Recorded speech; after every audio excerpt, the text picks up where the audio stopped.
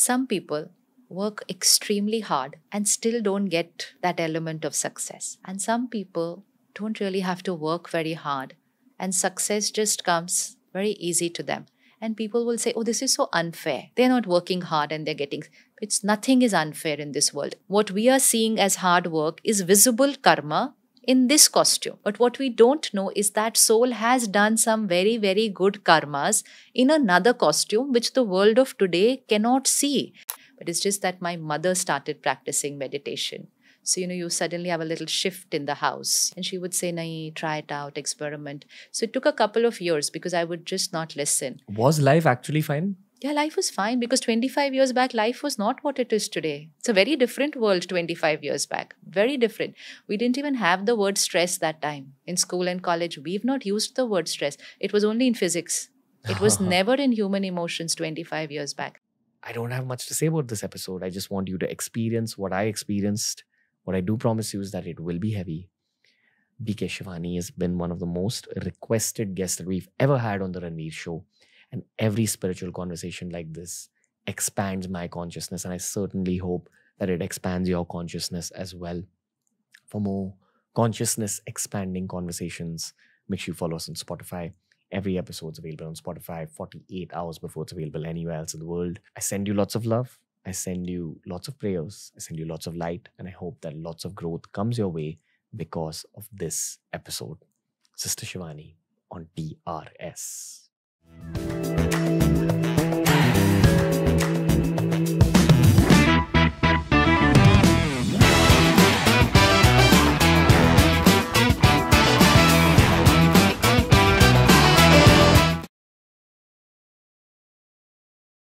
Om Shanti, Sister Shivani. Om Shanti Ji. I feel so relaxed just sitting in front of you. Usually with podcasts, I'm supposed to begin with a lot of high energy. And then there's some episodes like this where my energy is not low at all. It's just very centered. And that's often an outcome of who is sitting in front of me. So thank you for coming down to our space. Thank you so much. Shukriya. How are you feeling today? Very nice. Because I just started with my morning class before coming here. So obviously when we begin the day with studying high energy words and sharing them. Very stupid question to begin this conversation. But how much do you think sleep has to do with your reality once you sort of begin a spiritual journey?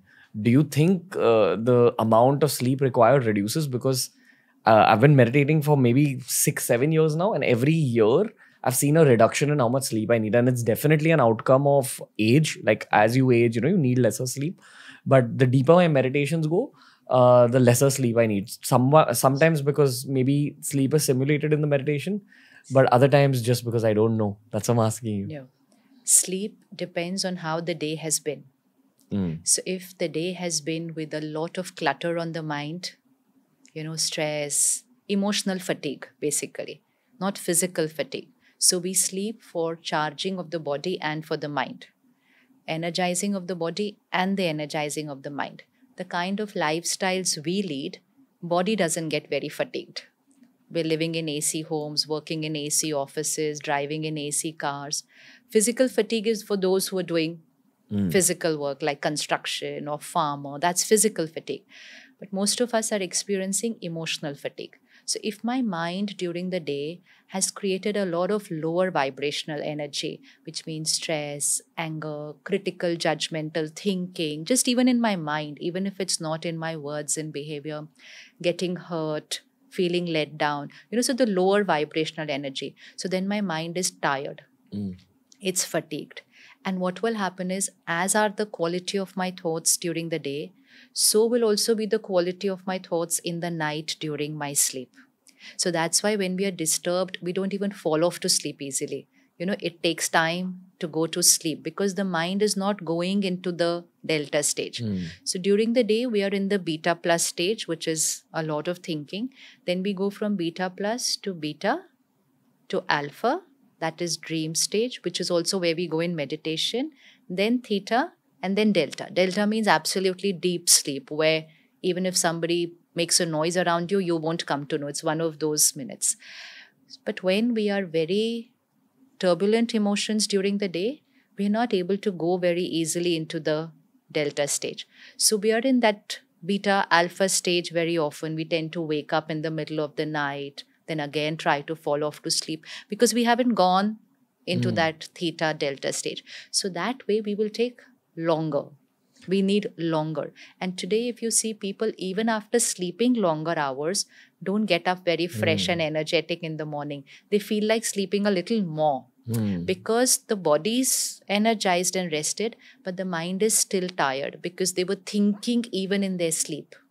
Dreams, turbulent emotions, even during sleep. Also depends on what content I was consuming before going to sleep. So many of us are with our phone before sleeping. So, again, consuming either the world news or some kind of media which is not very soothing and calming before sleeping. So, if that's my lifestyle, I will need more sleep. I often wonder why the older generations in India, but pretty much all over the world, actually consume this much news. Yes. Like, I feel it's important to know about your world, but not kind of be addicted to it. This whole 8 p.m. news, 9 p.m. news, it's so late in the day. And I often see folks my age kind of not in that system, even in their late 20s. They prefer kind of not consuming old school media like television, etc. Yes. I mean, the narrative all over the world is that old school media is manipulated in many ways because of many angles. But these kind of elements, which are sort of, I mean, I want to call it lower vibrational elements. It could be this, it could be violence on TV. And, violence of all sorts, even emotional violence. Yes.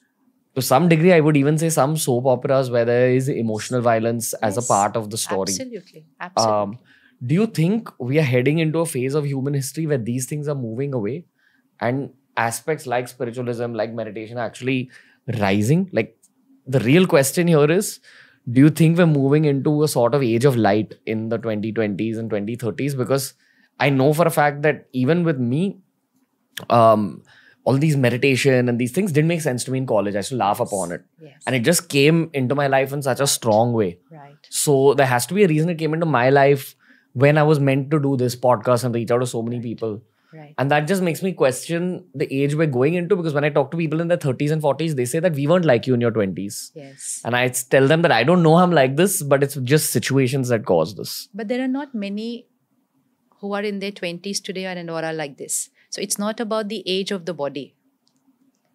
There could be somebody in their 20s and very inclined towards a meditative living. And there could be somebody in their 80s and still not interested. So it's not to do with the age of the body. It's to do with the intention of the soul. What it's like, there's a whole buffet around you.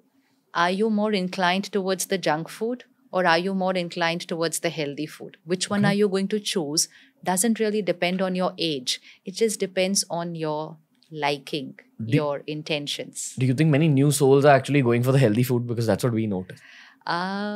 It's not about new souls. It could also be old souls. Because what we are going through right now is a time of a paradigm shift. So both the things are going to be happening at the same time. It's like the 3 a.m., 4 a.m. of the 24-hour cycle, where some people are in deep sleep and some people are beginning their awakening. So for someone, it's a good night. And for another one, it's a good morning. So it is that time. So this is what we call the transition. Like we go through a 24-hour cycle. So it's morning, afternoon, evening, night.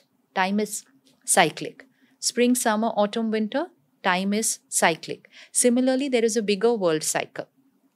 Golden Age, Silver Age, Copper Age, Iron Age, which in Hindi we call Satyug, Treta Yug, Dwapar Yug, Kal Yug. Today's world is called Ghor Kal Yug, which means peak of Iron Age. So we are here at that cusp where it is a peak of Iron Age, but it's also now going to be the beginning of the Satyug. Yes, absolutely. That's why you're inclined towards raising your vibration. When you say it's going to be the beginning, how far are we really? Are we like 200 years away? No, it's not that far Okay. away. Can't you see how lower the vibrations of Kal Yuga are moving? Because of all this destruction happening in the world? Do you think? Everything. It's not just destruction outside. It is about the decline inside. So this soul is like a battery. if we visualize it like a battery. So Satyug means battery fully charged. So there's divinity. And then as we take a body, rebirth, coming down, so morning to afternoon to evening to night, battery is. So that's when the vices are at its peak. So ego, lust, greed, jealousy, hurt, worry, now mental health issues also. So this is all meaning the mind is not at that higher vibrational energy. So we've reached here. So now how more longer are we going to be in this stage or go even?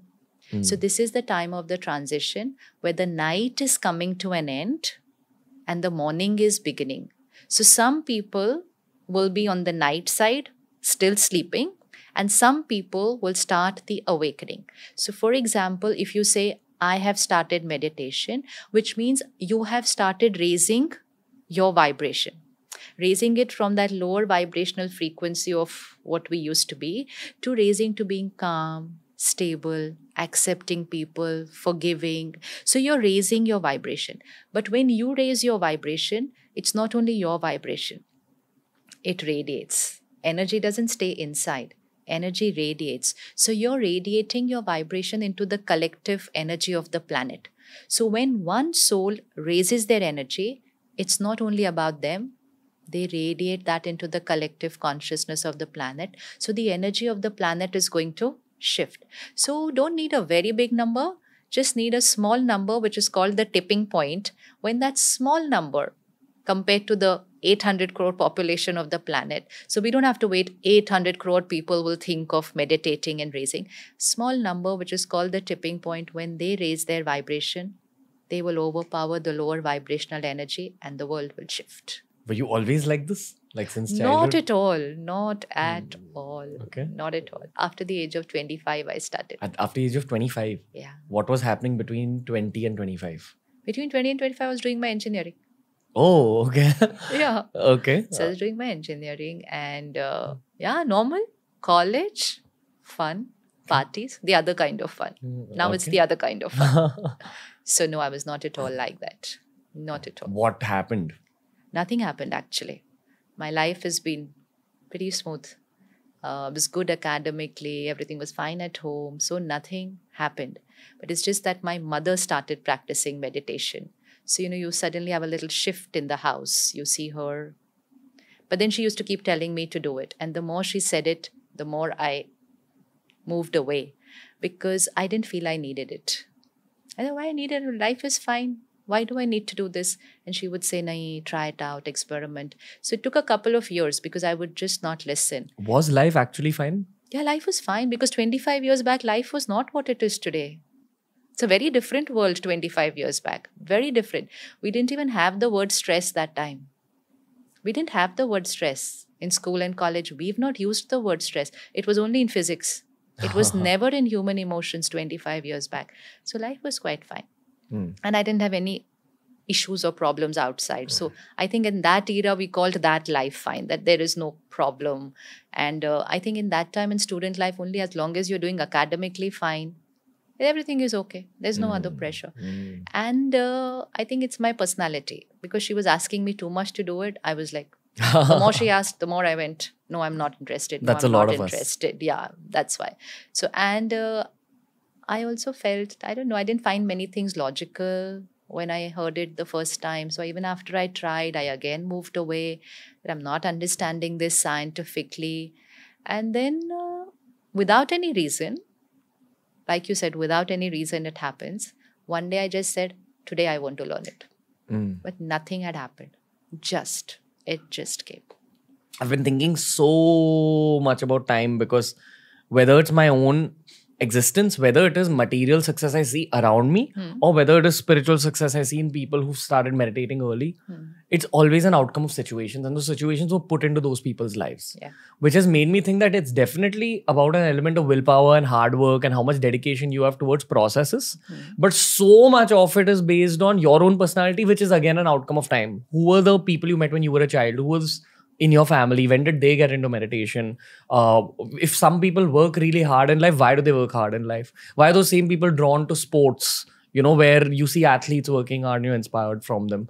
Like so much of the world And so much of the people's stories are pre-decided according to me. Yes. There's definitely an element of willpower and what's it called? When you do things yourself, like an element of self. But then there's such a huge element of time. Yeah, so pre-decided by who? I'm asking you that question. You use the word pre-decided. So pre-decided by, because it is pre-decided. But pre-decided by who? By your own past. Yeah, so that's it. Okay. So the element is not of time, the element is of my karma. Some people work extremely hard and still don't get that element of success. And some people don't really have to work very hard and success just comes very easy to them. And people will say, oh, this is so unfair. They're not working hard and they're getting... Nothing is unfair in this world. Everything is fair. It's just that what we are seeing as hard work is visible karma in this costume. But what we don't know is that soul has done some very, very good karmas in another costume which the world of today cannot see. And so this consequence of success is not of only this hard work, it is the work that the soul has done on their journey of lifetimes. So nothing is luck, nothing is coming out of nowhere, everything is pre-decided by the karma I, the soul, choose to create. So karma and my destiny walk hand in hand. If you've accumulated a certain amount of, I don't want to call it bad, but like some kind of negative karma. Right.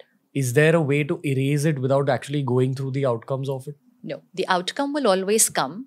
But if you have energized yourself, the way you will face the outcome will be different. And so there will be no suffering. For example, before you started meditation and after you started meditation, see the way how you are responding to scenes of life. So meditation is not about feeling calm only while meditating. Meditation creates a shift in our personality, and that personality is visible in the day-to-day karma. So earlier, let's say what I was 25 years back, if something didn't go my way, I'll react. But at that time, I call that reaction as normal. That anger is normal, so I'll get angry because that's the vibration at which I was. It's a result of the sanskar and the karma that I have carried. What is sanskar? Sanskar means my nature. Anger is a sanskar. Like habits. Personality? Personality. But personality is still, actually there's no English word for sanskar. Personality is, today we call personality in terms of my body language, the way I speak. Sanskar is emotional patterns. Like criticism can be a sanskar, appreciation can be a sanskar. Doubt can be a sanskar, trust can be a sanskar. So if you are a person who trusts very easily, so we will say trust is your nature. So trust is your sanskar. Somebody doubts very easily. That's their sanskar. Someone is very stable, someone is very reactive. Emotional patterns, which have come with me from my past karma, and that's why the baby born has sanskars. Just the other day, I was with somebody who has twins, just 2 months old, twins. They don't look very similar. And the mother very sweetly said, she said, the day they were born, I can see they are so different. I said, how do you see in a one day old baby that they are different? She said, they're so different. One is so smiling. The other one is like, now the child has done no karma. It's just a 1 day old child. But 1 day is the age of the body. The soul. So the soul in the previous costume, if they were light, happy, smiling, they're just going to carry that sanskar, body changed. And the other soul, little grumpy, because that's how the soul was in the previous costume. So we are starting this birth with our karma and sanskars, and now the present karma. So you said if we've created any heavy baggage, could be in this birth. I could have made a lot of mistakes in this birth also, or I could carry from the past, doesn't matter. Consequence will come. But now if I have changed my way of responding, the consequence doesn't feel heavy. It's like wearing a bulletproof costume. Your way of responding to the situation will change. Like if I would react earlier, then the suffering is more for me. Today, the same situation, and I can be like, it's okay. There must be something good in this also. So now that situation is not creating an element of suffering for me because I've changed my present karma. So when we start meditation, we are creating a cleansing here, and this will help us to face the consequence of past karma, and this will help us to more or less create the right karma in the present. I have a friend who actually asked me a question, and she only asked me this because I've been meditating longer than her, and I actually didn't have a solid answer. I'll tell you the way I answered it. But first, I'll tell you the question. The question was, how do you gauge that you're advancing in your meditation journey? And what I think learned on the podcast was someone had said that you need to spot your own behavioral patterns. In terms of if there are angry situations, how do you react now versus how would you react a year ago or 2 years ago? Is that different? And that's progress. But there is also an element of deeper meditation experiences, you know, where maybe sometimes you get out of a half an hour long, 1 hour long meditation and you're just feeling like, whoa, where did I just go? You know, like what just happened? Like I've had meditations in my own life where sometimes it's gone so deep, you know, I'm meditating for the same amount of time every day. But on some days, maybe because of the situation, maybe because I'm on an empty stomach, I don't know why. It makes a lot of difference. I have these meditations where I could even like forget where I am. There's been a day where I've even forgotten my gender, my name. Like I just feel like I'm a being meditating. Yes. Now, how do you explain this to someone who's never meditated, firstly? But secondly, and more importantly, when someone started meditating, how do you gauge how much progress you're getting spiritually or from a meditation perspective? A meditation experience can be different on different days, like you know, and you've experienced it. It's not always the same. So we don't try and, you know, say, oh, I want to feel that thing again, which I felt yesterday. So meditation experience can be different, but spiritual progress is not only about the meditation experience, because someone can have a very divine experience in their meditation, come out of that meditation, come into activity, because you can't be in that meditative state. But you need to be a meditative karam yogi. Karam yogi means while you are in your karam, in your action, you have to be a yogi. Yogi means in a meditative way of doing your karma. So that feeling which you are having while you are meditating should now also be your feeling while you are in activity. That divinity, that stillness, whatever you are experiencing during your meditation, the next stage will be you will feel that even while you are doing whatever you are doing. You could be in a crisis, you could be doing your work, you could be with people, but you are at a different vibration. So spiritual progress will be determined by how my feelings are now changing while I'm in activity, not only while in meditation. That is not, it's like, am I healthy while I'm at the gym? No. Am I healthy only when I'm with the doctor? No. I go there to get healthy. But then I have to check how is my stamina during the day.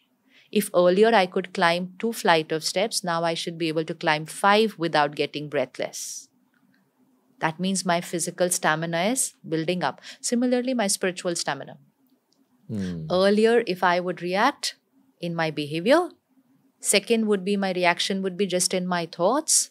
Third stage would be my reaction is just there and it just finishes. Fourth will be I will not have any reaction. I will just respond. So it has to convert into a spiritual stamina. If I'm meditating but it is not converting into a spiritual stamina, it's time to check.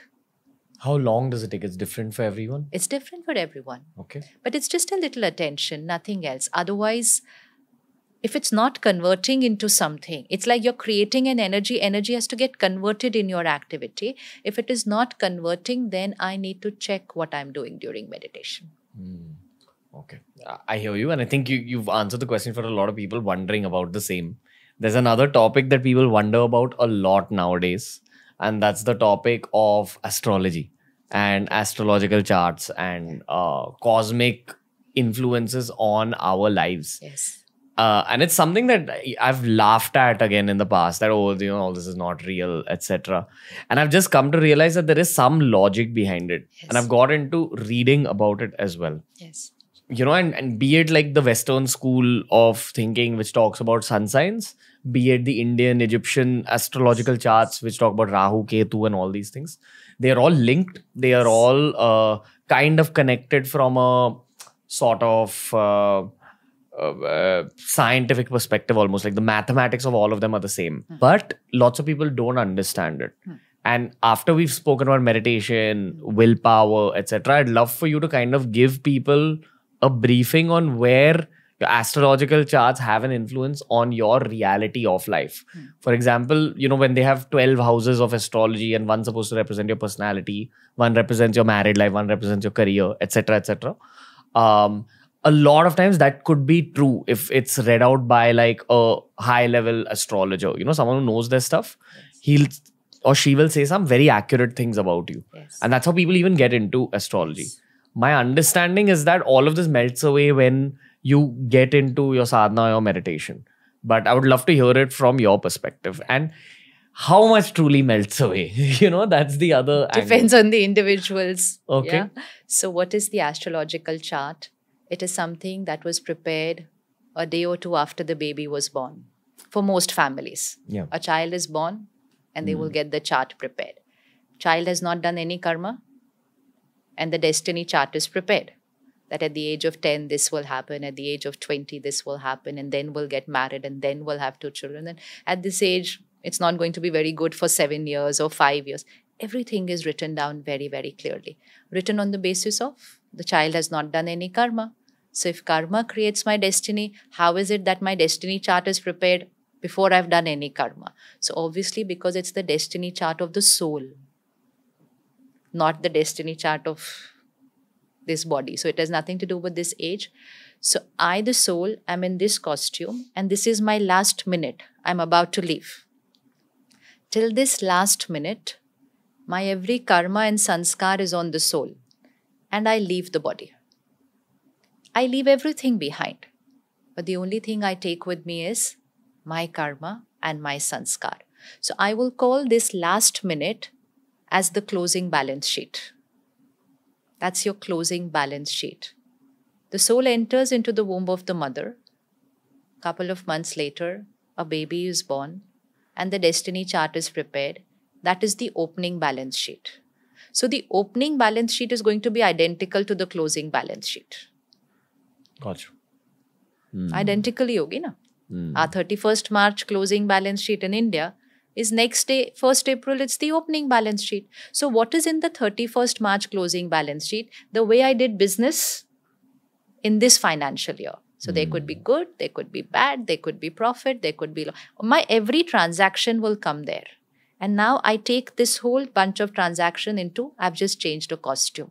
For the soul, it's nothing, just another day. But I've changed the costume. So that balance sheet is now the opening balance sheet, which is given to the family 2 days after the baby is born. What is it based on? It is based on the sanskar and the karma that the soul has come with. Astrology means the science of the influence of the planets on my sanskar. And this I've discussed with an astrologer, a very senior one of India. And I said, I went to him very raw because I would not study this for myself. I've never studied it or seen it. You don't know your own? Okay. Because I'm sure it's changed. It's not as per what was in the chart. My parents would have known it otherwise. It's not. And it's changed based on the lifestyle and decisions you made in this life. Yeah, because that was only the opening balance sheet. That is what is very important. What many of us do is keep referring to the opening balance sheet as if that is the way life is going to be. It is the opening balance sheet only based on my yesterday. Yesterday means whatever I've come with. So influence of planets on the sanskar. Meditation is going to melt what? My sanskars. So whatever sanskars change in this lifetime, for the good or sometimes not for the good. So with meditation, I can change my sanskar for the good, sometimes due to any other influence or my sanskar changes towards the other side also. The influence of the planet will change. And so those predictions where your sanskar has changed will not turn out to be true. Those predictions where your sanskar has not changed will turn out to be true. And so if anyone goes with their astrological chart at whichever age, they will see that some things have turned out to be as per in the chart and some things have not turned out to be as per in the chart, depending on how much change the soul has created, which means, did you change your way of doing business in this financial year? So somebody can come with profit, very good karmas of the past. Suppose they do not do some good karmas in this, their profit balance sheet will now start shifting towards a loss.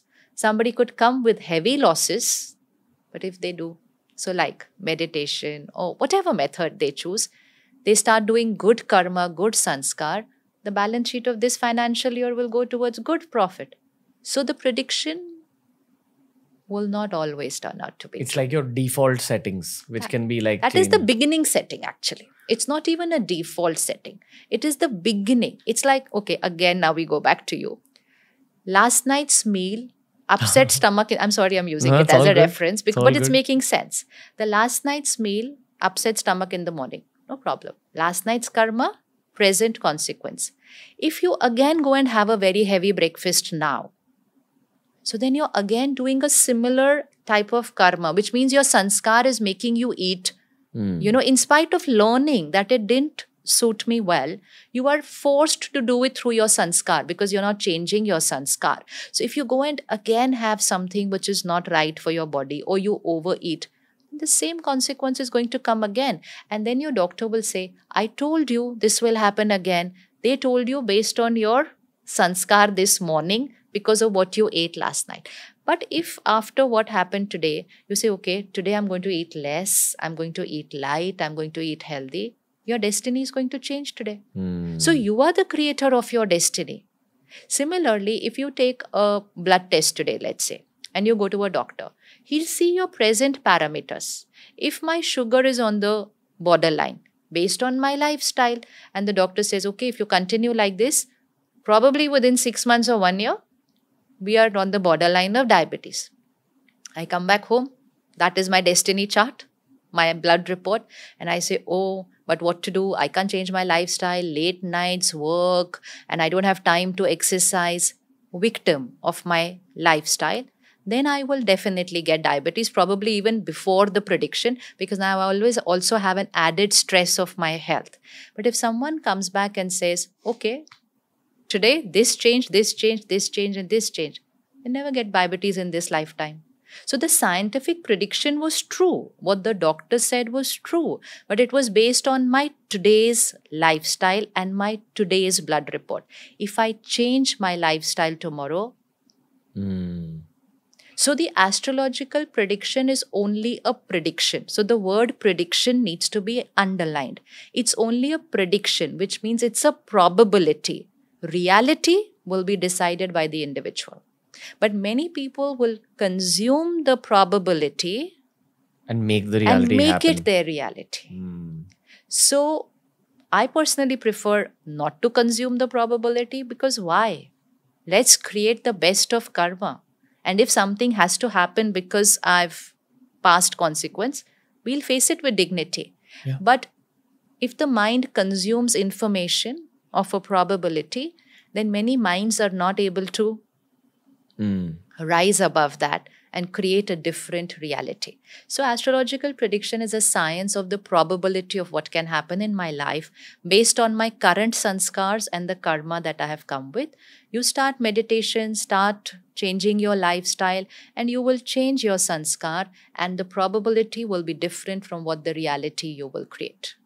If meditation is sort of one of the key factors of human existence, in terms of, that's the other thing I've realized in this same argument, that it's much more important to progress spiritually. It's much more important to wash off your emotional patterns, the wrong ones at least. And it's much more important to give time to these kind of thoughts and these kind of philosophies, because it'll give you a sense of peace in your day-to-day life. Then why is romance even a part of human life? Why is like when we watch a World Cup and you see India winning a World Cup, why does that make you feel so much emotion? If the actual truth of human life is, listen, sit in one place, get into your sadhana, definitely help people around you, be kind. If life is that simple, why do these other factors exist? Is it to distract us from what we're meant to do? Yeah. Getting into sadhana doesn't mean you're not going to do your roles and responsibilities, or whether relationships, whether your work, your profession. Spirituality is not a different life. It's not. It's not two lives. So that's why many people often, like you said, so what had happened? What brought you here? So nothing has to happen because we've not moved anywhere else. It's not a different life. Spirituality is the way to be in your life. In your life, not create a different life. So if you are an actor, you continue acting. If you are a cricketer, you continue playing cricket, but you're just doing it with a different frame of mind. That is meditation and spirituality. So whatever you're doing, the vibration of who you are will change in your doing. But you don't have to stop what you are doing to work on your sadhana. Sadhana is not something that we're going to do throughout the day. Throughout the day, we will do the sadhana in activity. Here, not just sit in stillness. That's not meditation and spirituality. It's like charge your phone in the morning. You don't have to charge it throughout the day. Charge your phone in the morning. So charge yourself in the morning. Come into activity using your phone. But while using your phone, you check that you're not depleting your power. So keeping it charged with the quality of your karma. So we're not going to leave what we're doing, but when we work on the inner being, the quality of what we are doing is of a different vibration. And you're not doing it to, let's say, I would not do it for happiness. I would not do it for appreciation, but I would do it with happiness. Which means you're not doing it to feel good, but you're feeling good and then doing it. So you're not using what you're achieving to feel good, but you're already feeling good and radiating that into what you're doing. So you're not becoming sucking from the world, but you are giver to the world. What about romance? Like, why does it exist? Like, in terms of, and I'll tell you why. The only place that ever answered this question I've always had since I was a kid. Firstly, I've always looked at married couples and asked myself, why is marriage even a thing? Why does a man and a woman have to come together? Okay, maybe for reproduction, like creating a new life. But why is it a thing? Like, if you actually go down to the real why, like when we were just 2,000, 3,000 human beings on the surface of the earth, who decided this? Yes. Parallelly, whoever you're with romantically can have such a huge impact on your personality, can have such a huge impact on how you view the world, how you view decisions. It's almost like having a very good or very bad habit in your life. Yes. Is that the reason? That's one question. Second, in the West, when they're trying to understand spirituality, and I actually appreciate that people there are asking those inner questions, but sometimes they're also misled. And there's these other little morphed concepts that come out. I don't know if this is a morphed concept or not, and I'd love to know what the Indian perspective is. It's called the twin flames concept, like when two souls meet each other in one life, and you feel like very intense about it, and both those souls feel like you were meant to meet, and there's like fireworks, and it may or may not last, but you were very much meant to meet at that point in the timeline. Is that the purpose of romance? Like you're meant to meet certain friends who will have a certain impact on you. Everyone you meet in a close energy circle, which means not just friends, parents, siblings, anybody who's in your close karmic account in this costume, you've met them before. You've met them before. You're not meeting them first time. So we are souls on the journey, changing our costumes. They are also souls on the journey, changing their costume. Our present relationship with them is a carry forward of how the past relationship was. Not necessarily in the past relationship, I was a parent and child or a husband and wife. No, but I, the soul, and you, the soul, knew each other in any kind of an interaction. It's like, suppose we are meeting today for the first time. Now, this is a meeting. Now, depends on what quality this meeting goes. Does it go on a very harmonious meeting? Or does it get bitter? If there's an argument and it gets bitter, and then we go our way, and next month we happen to meet again somewhere, the second meeting will definitely get influenced by how the first meeting went. So if the first meeting was a little bitter, the next meeting will be a little uncomfortable. And if the next meeting, neither of us makes an effort to make it better, then the second meeting will even get tougher. We might probably just ignore each other. We might just look away. So it started because of the effect of the first meeting. But in the second meeting also, neither of us did a good karma to resolve that bitterness and to heal the energy. We did. 6 months later, we meet again at a friend's place. Now it's the third meeting. But the third meeting will first start with the influence of the previous two meetings. Again, now depends in the third meeting what karma you and me do. If we continue making it worse every meeting, that means the karmic account is getting bitter and bitter and bitter. So some of our karmic accounts in this lifetime are not very happy ones. They might start on a very, but then they sometimes are a cause of a lot of pain. Pain can be in any form. Maybe continuously in the relationship there is pain. Maybe someone loses somebody, there is pain, but there becomes pain in that karmic account. So even if my some relationship is not in a very good energy in this lifetime, it's like my third or fourth meeting, one of the two has to change the karma. Don't let it carry forward like this, because it's only going to get... So it started with a simple argument, went to ignoring each other, third, absolute indifference, fourth, talking ill about each other to the other guests who are saying, why aren't you talking to each other? So every next meeting gets worse. And will you keep meeting that person until you sort it out? You will keep meeting that person because that person is in your very strong karmic pattern cycle. You don't meet only the ones which are with the bitter energy. You are always meeting also the ones which are very Positive. beautiful. Anyone with whom I have a strong karmic account, I will keep meeting. So the ones which are beautiful, we continue making them even better.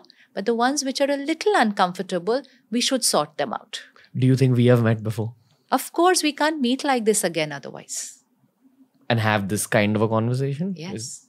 It just happened. So there was no struggle. It just happened. So everything is very, once you understand the karma and karmic connections, how it works, life becomes so simple. We don't live a life of blame saying, why are they doing this to me? Why did this happen to me? How could they do this to me? It's like, what karma do I have to do now with this person?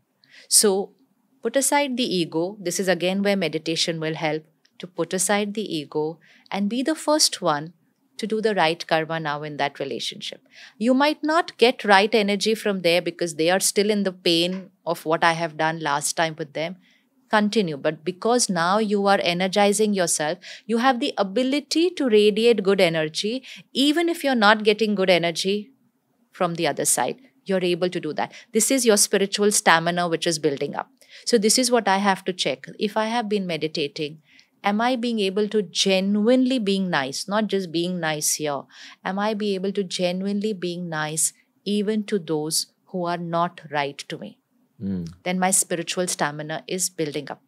So then I'm creating good karma in this meeting, and then my past karmic account is settling. So that's what you said. Will the consequence still come if we are meditating?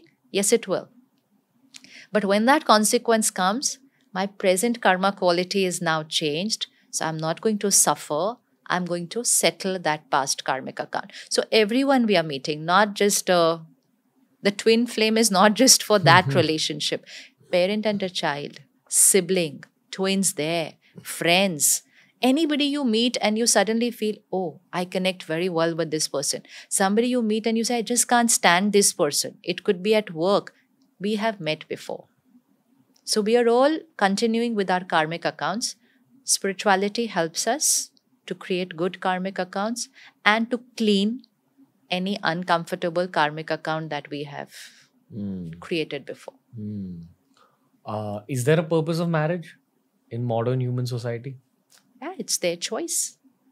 It's a choice. It's an absolute choice. Why should you make that choice?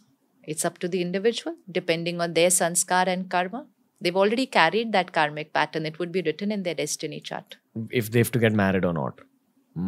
Because they've already created that karmic account as to who is going to be the one. That's pre-decided. That's pre-decided. What about couples that end up getting divorced? That is also pre-decided. If they change their present karma, then that divorce will not happen. So if you have that written in your, because some people can see it in their destiny chart, oh, this marriage will happen, but it will not last for very long. Take it up. Take it up that this marriage will last because I'm going to change my present karma. That is what it means. Don't live like a, victim of only that balance sheet. Create new karma, change the way you're doing business now. And you're not going to live just based on what you started the financial year with.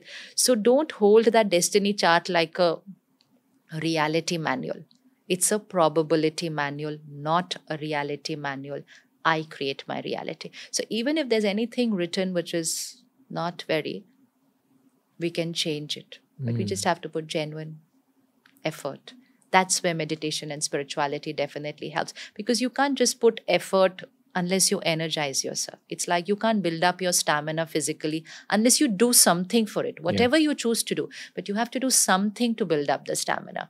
So something has to be done to start creating the right karma.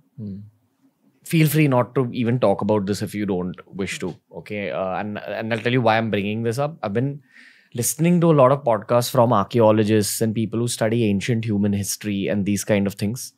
And they spoke about what a big role natural substances have played in the expansion of human consciousness in the past. And this is not ganja, cannabis, it's not things like that.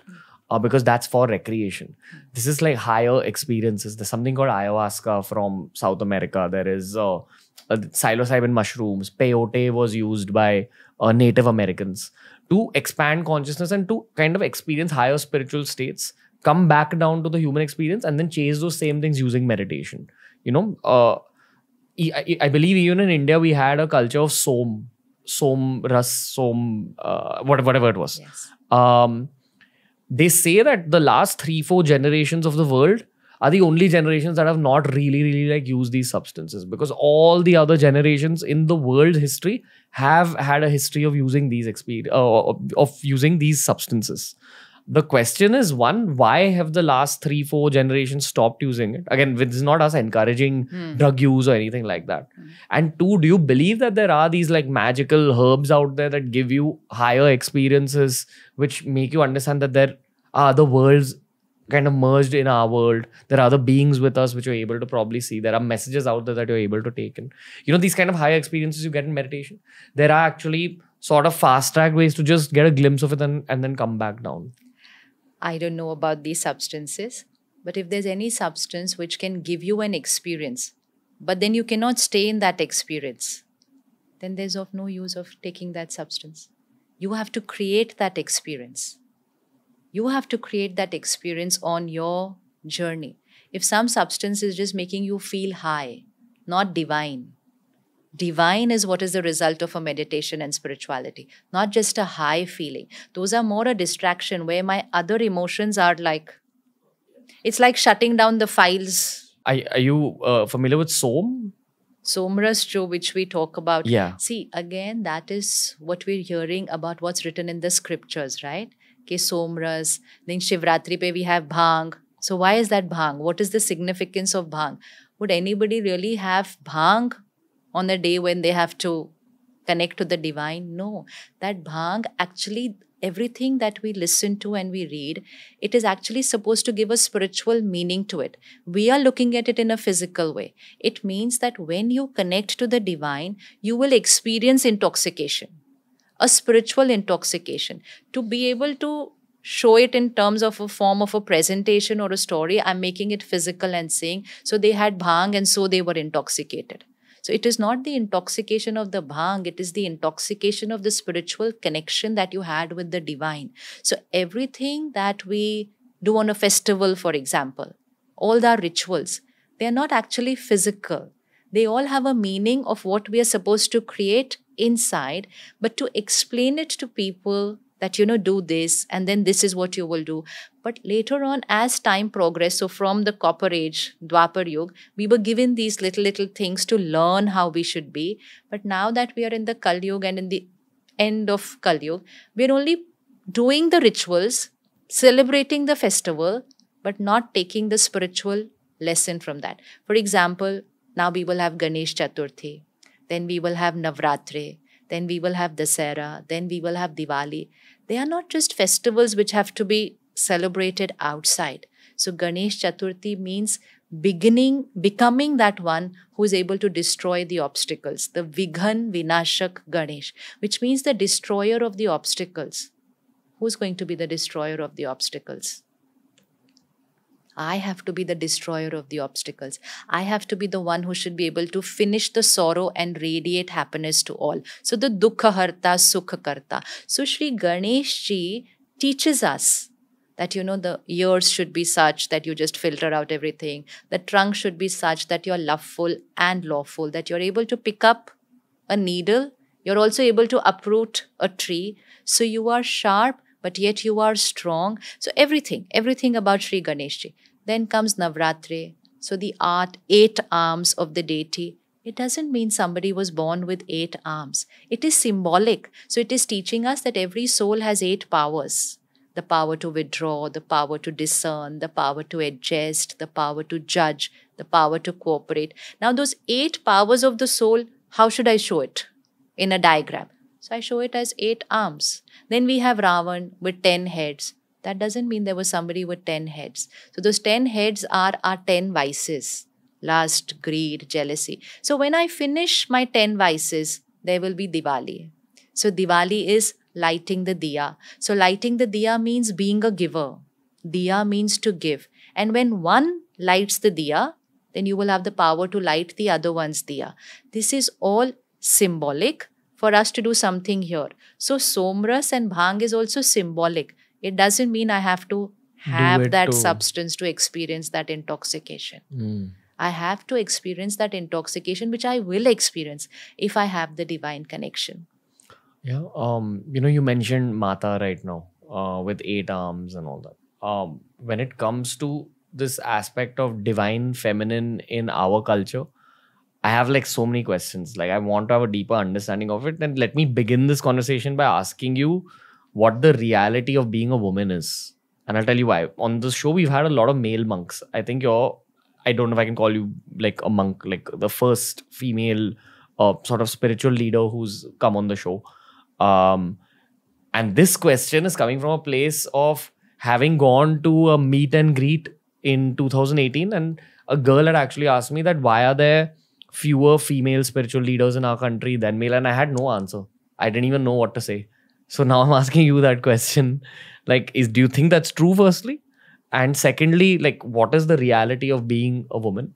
And thirdly, then we'll go into a whole Mata conversation. See, once you are living with the consciousness that you are a soul, that consciousness of being a woman doesn't remain. Okay. Because soul consciousness is not a concept. It's a way of living. So before understanding that, I will live in a consciousness that I'm a girl. So I'm going 25 years back. So who am I? I'm a girl. So I will perceive everything through that consciousness. I'm an engineer. Now I will start seeing through that consciousness. I am a Hindu or I am an Indian. So that's my consciousness of who I am. Consciousness is like a lens. So depending on the lens I wear, I will perceive everything in the world. So when I'm in the consciousness, I'm a girl, and I'm going to say you are a boy. Then that difference is there. I am rich, you are not. I am Hindu, you are Muslim. These are all my lenses. These are lenses of everything that I have achieved and acquired in this lifetime. But spirituality meant removing all these lenses because they are not my true identity. It's like removing all these labels and coming back to who I am. And now, practicing, I'm living in that consciousness.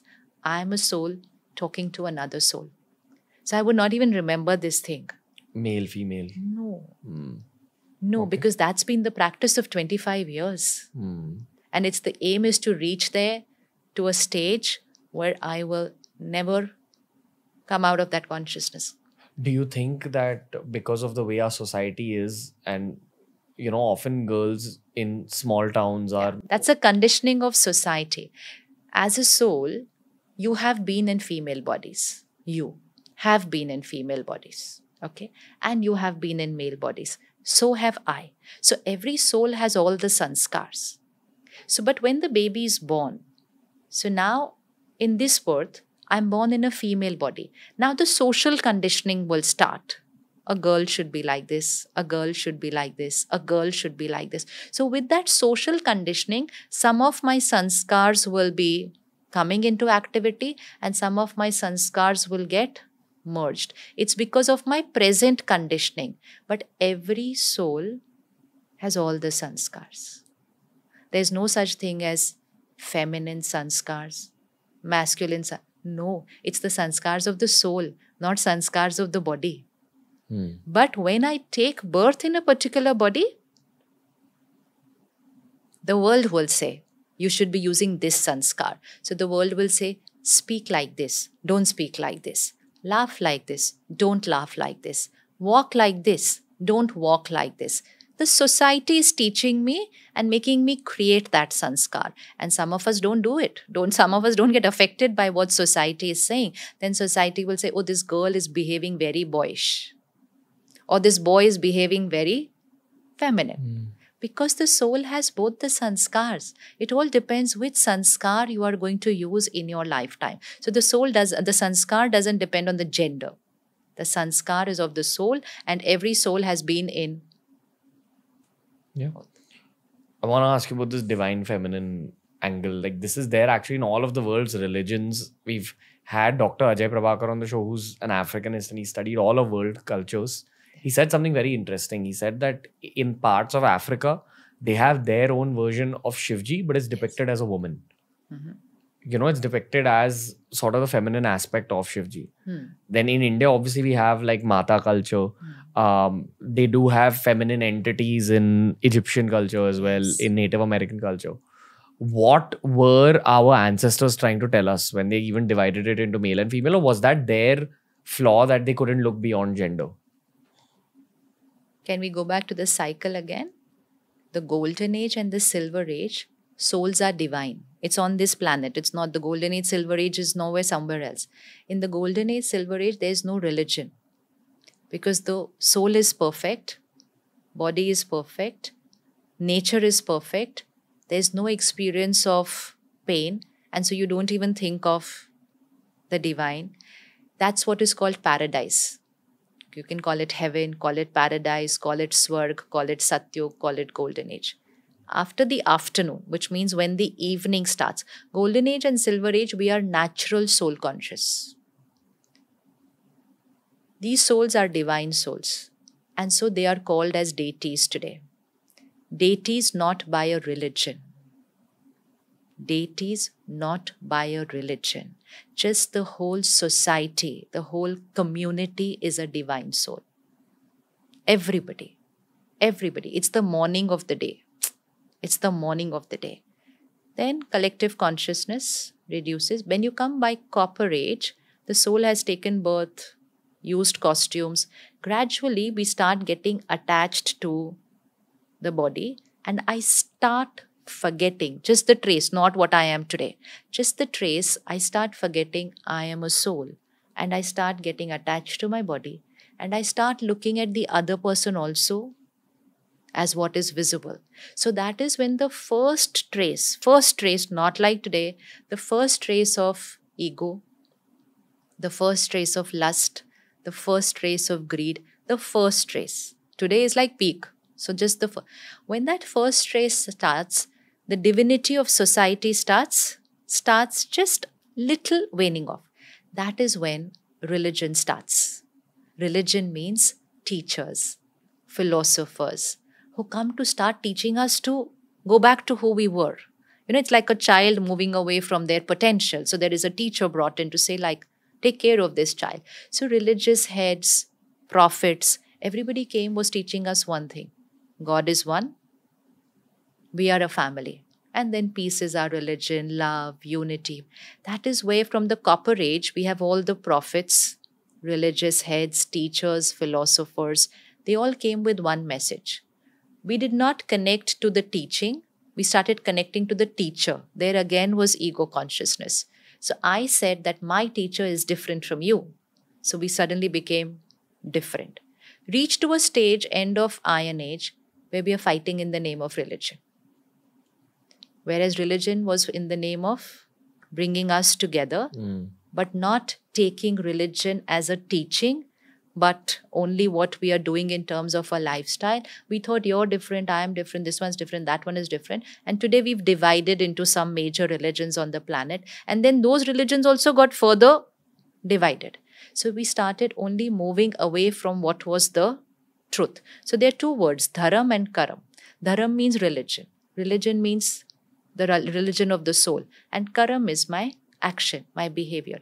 So what was taught to us by all teachers was the truth, but everybody will have a different way of teaching it. Right? If someone had to describe this candle, everyone will describe it differently. Somebody will describe it with a story. Somebody will describe it with a metaphor. Somebody will describe it with a poem. But they're all talking about the same candle. So what every teacher was teaching us about the powers of the soul, the quality of the soul, the dharam of the soul, which means the religion of the soul, and what is our potential. Everyone was teaching method different, examples different, metaphors different, presentation different. As time progressed, we are forgetting the essence. We are forgetting what they were teaching. We are only focused on the example, the metaphor, and the presentation. And that's where we say, what you're saying is different, what I'm saying is different, what that religion is teaching is different. No religion is teaching different. Everyone's teaching the same thing. So go to the core, the essence. So when we say the feminine energy, again, it's not feminine energy. It's the soul power. It's the soul power. But it is called Shiv and Shakti. That's why it's said as feminine. It's called Shiv and Shakti. So Shiv is for the divine power. Supreme soul, again called by different names, but that's just a name. We can say Supreme Soul, I can say God, I can say Paramatma, I can say Allah, I can say word different. Reality is one. Then in Hinduism, I can say Shiv. It's a name. So you are one. Different people can call you by different names. But if I forget who you are and only look at the names, I will think you're two different people. But actually, you're one person just being called by different names.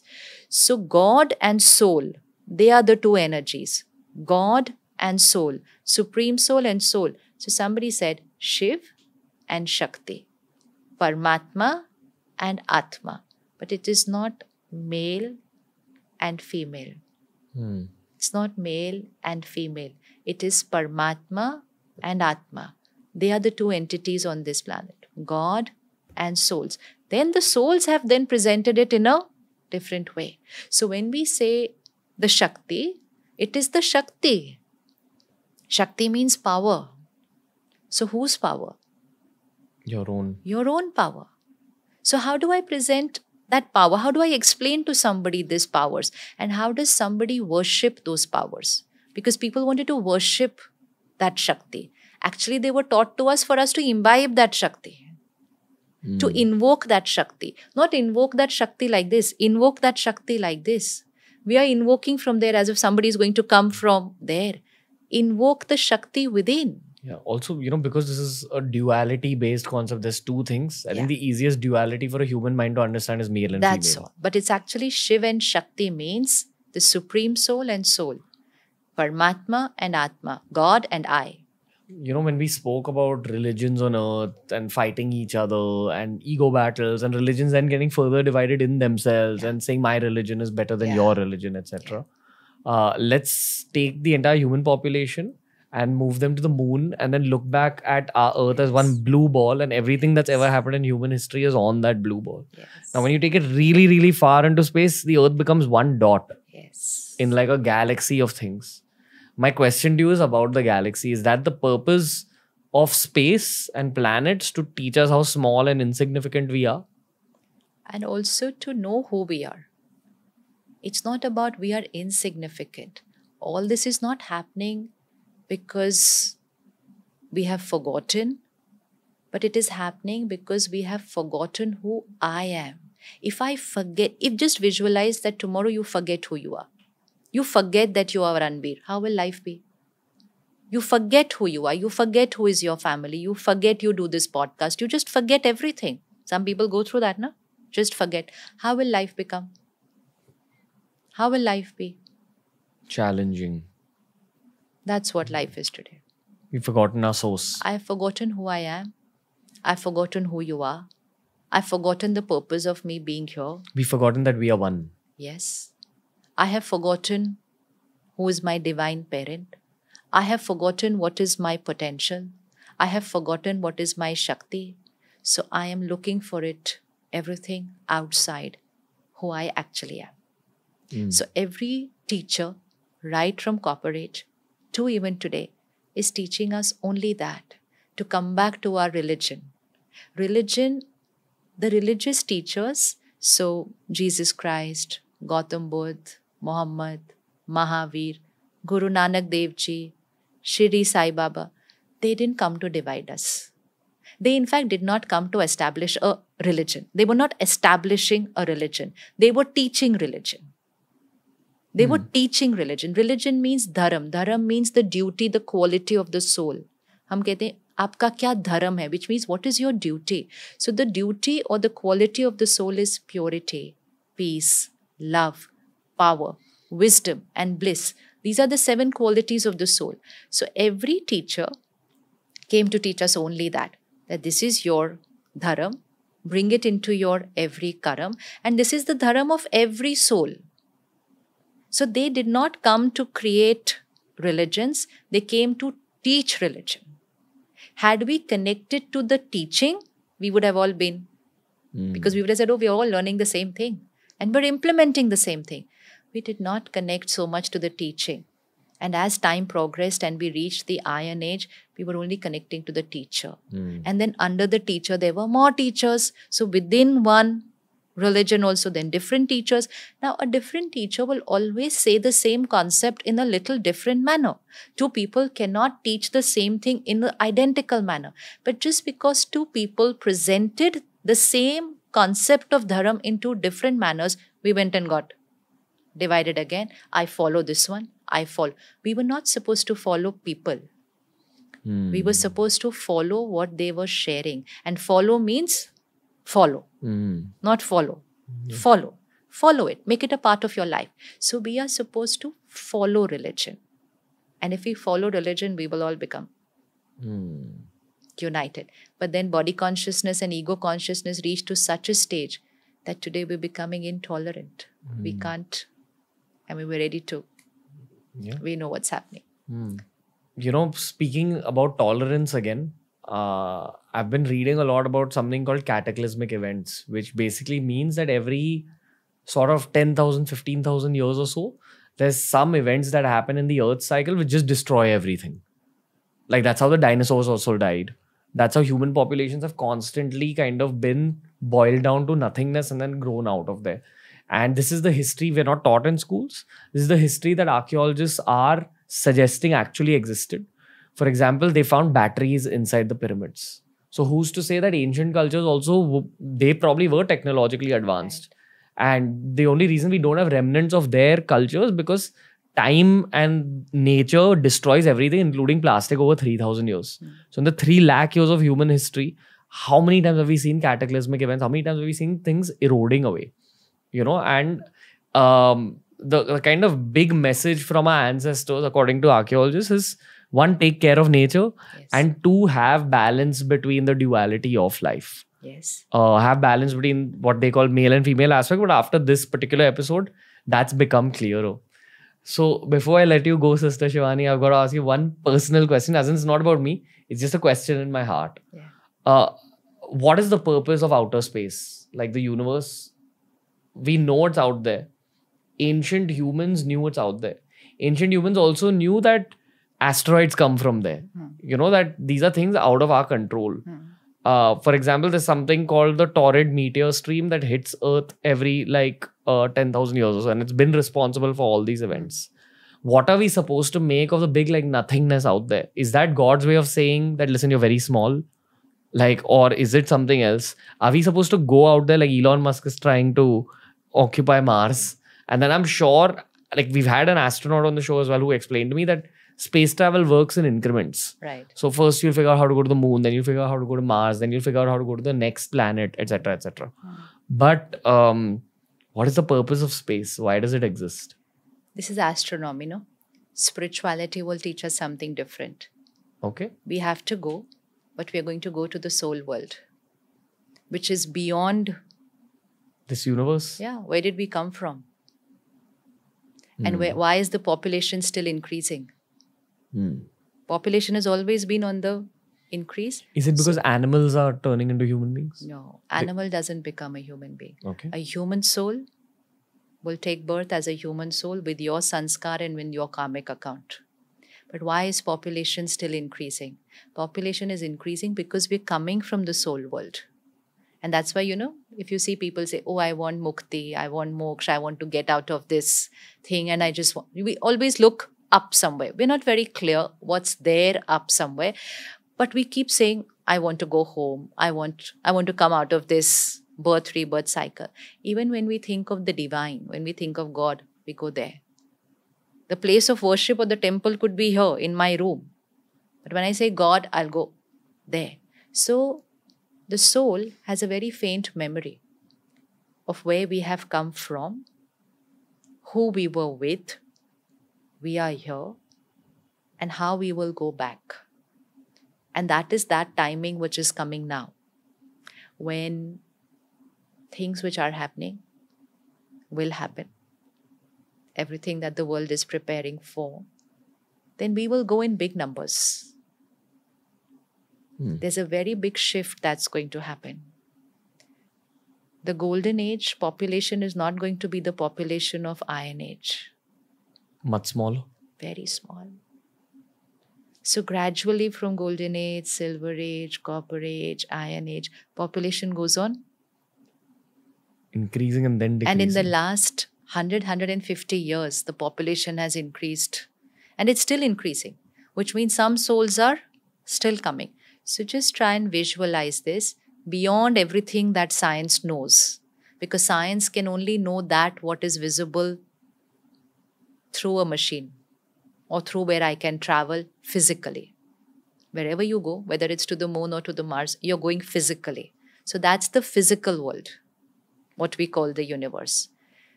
The soul will travel to the soul world. There's no body that's going there. Everywhere here, every planet, we are going with this body. So there's a soul world which is beyond everything that science knows. So let's call it home. Let's call it home. Let's call God the parent, and we're all the children. So just visualize little stars, just like the stars we see in the sky at night. These souls in the soul world. And then as per what frequency I take myself to by the end of this cycle. This is a cycle, like you said, those cycles. What vibrational frequency I take myself to by the end of this iron age, and what things will happen on the planet. Souls will go to the soul world. So let's say I take myself up to 50, hypothetically on a vibration of 10 to 100. Somebody takes themselves up to 90. Somebody takes themselves up to 100. And then we're all there. Okay, so now visualize all the souls, different purity level, different vibrational level. Now the planet. And there's never a time when there is no soul on the planet. So when we say destruction, it's not that the world comes to an end. It'll never come to an end. But it'll go through a transformation. But the transformation is so gradual that you won't even come to know that there's a transition that is happening. Where we will be going and we will also be coming. It's like you're working throughout the day, you'll go home and come back to work. So now visualize almost all of us are back home and the golden age has started, which we created with our vibration. So the golden age, hypothetically, let's call it a frequency of 100, which means the best. So those souls who took themselves up to 100 will automatically get pulled down. Automatic. There's nothing, God is not sending us, okay, now you go, now you go. It's depending on where I took myself up to. Those souls will come down in the golden age. By silver age, let's say it's 80. The souls who are 80 will come down. Copper age, let's say it's 50. The souls who reached up to 50 will come down. Iron age is Souls are still coming. So that's something, if you experience in your meditation, you'll be able to start seeing this. You can actually go to the soul world using the power of your mind and intellect and see this is the home. This is that divine parent. Connect with that divine parent, because only connecting to the higher power will start raising your frequency. It's like, again, connecting the phone to the powerhouse. You have to connect. A battery connecting to a battery cannot charge, but a battery connecting to a powerhouse. So this is the time, the change of cycle, where souls will be going home, which the souls are asking for. Oh, we want to go, we want mukti, we want to go home. And then we will start coming as per our vibrational frequency, and the world will again come into a cycle. So what you said, it goes into a cycle. Yes, it goes into a cycle. And there is a destruction, but destruction doesn't mean everything finish, but yes, a lot of upheaval. A lot of upheaval. And we're going through one right now. We are, and it's only going to increase. It's obvious. We can see what's happening on the planet, whether it's in terms of environment, whether it's in terms of... And these things have happened before. These things have happened before. It's a cycle. Morning was there before. Afternoon, evening, night was there before. The cycle is only repeating. So this will be a time of a lot of upheaval, but along with that, a time of awakening. So it's like the old house crumbling and the new house under construction. There's never going to be a time where we are without a house. So we are all instrumental by working on our sanskars and vibration. We're all helping to construct the new house. So each one of us, each one who is trying to raise their vibration in whichever manner they feel right, which means creating a shift in yourself. Yeah, everybody's talking about the shift. So the shift in the planet will only happen with the shift in the individual. There's nobody else who will come and shift the energy of the planet. We create our world. So every individual today, just ask yourself, do I want to shift in this direction? Or do I want to shift in this direction? If I'm shifting in this direction, it's not just a personal shift. I'm contributing to creating the world shift. I'm a part of that tipping point population who's going to be instrumental in changing the night into the morning. But before that, we will go to the soul world. And we will come back with our frequency, vibration. Is it fair to say that space is just a reminder of us to like look up and go beyond? Of course. Knowing that the world is not just us. Not just this much what we know about and what is visible. There's much, much, much more beyond that also. Sister Shivani, I think we've reached the end of this episode. I hope the experience was all right for you. Beautiful, not all right. Okay. Not all right. All right is a very... No, it's a beautiful even with the iconic start we had on the show. Do you know how beneficial that was? We were able to learn so much because of that. So everything that happens is for a very good reason. We understand how cleansing happens. We understand how our karma creates a consequence. And most important, we understand how we feel after the cleansing. So like we feel that, your face changed after that. Yeah, I got empty enough to absorb things. No, so your face changed, which means when I remove any clutter from my life, mind or body, it will show on your face. Right. So the ego also rips apart like this, and then there is purity, humility on the face when we remove our clutter. So it was a very good scene. Yes, Sister Shivani, I want to thank you, for so sharing all the learnings, and I want to thank God for using me as a metaphor today. So yes, absolutely. Very different experience, but every podcast teaches me one lesson. And from today's show, what I learned is that the human experience of life is like clay, and you can make it exactly what you wish. And ideally, if you turn it into a clay which is related to you going beyond this world, that's the best kind of use of the clay. Absolutely. Thank you so much. Om Shanti. Om Shanti. That was the episode for today. Thank you for listening to the entire piece. If you've reached this point of the episode, the joy of podcasting is multifold. Right? Like you get to learn other people's life lessons. You get to experience other people's lives through the course of conversations. But when you have interactions like this, where you're speaking to older, great souls, there is some sort of energy that rubs off on your outlook of the world as well. BK Shivani was a very highly requested episode, and as is the case with all the other spiritual episodes, I feel like they come into my life at the point that I need to hear some of the things that she spoke about. After the camera stopped rolling, I asked her for a piece of advice for myself, and she said that immerse yourself into the thought that you are simply the instrument of creation and you're being used by a higher power in order to create his or her will in today's day and age, in today's world. That simple thought has given me an immense amount of motivation and an immense amount of drive to take the story forward. It's not easy to create 3 podcasts every week, but I feel that with your support, the podcast is growing and you're growing with us. You're growing with me. I love that I get to live this life that I've chosen to live. I love that I've been chosen to live this kind of a life. And I love sharing my growth and my learnings with you all. Thank you for supporting us. Make sure you follow us on Spotify. Every episode's available on Spotify 48 hours before it's available anywhere else in the world. Lots of love to you. Keep supporting. Lots more spiritual content coming your way.